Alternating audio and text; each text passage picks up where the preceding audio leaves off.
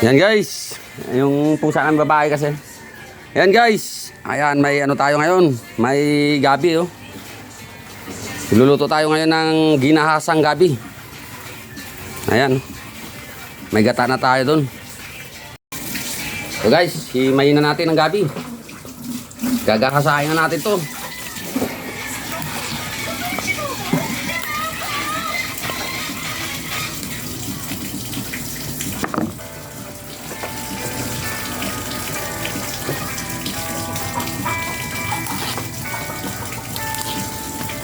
Nakakuha tayo ng diskarte sa mga tropa nating ano mga Bicolano kung paano magluto nitong gabi na to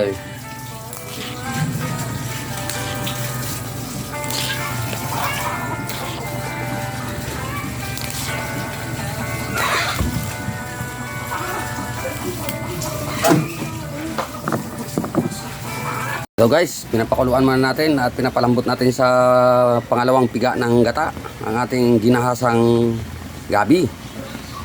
Ayan, laing ba yan? Magiging laing kaya yan mamaya. Ito guys, ilalagay na natin ang unang piga na gata.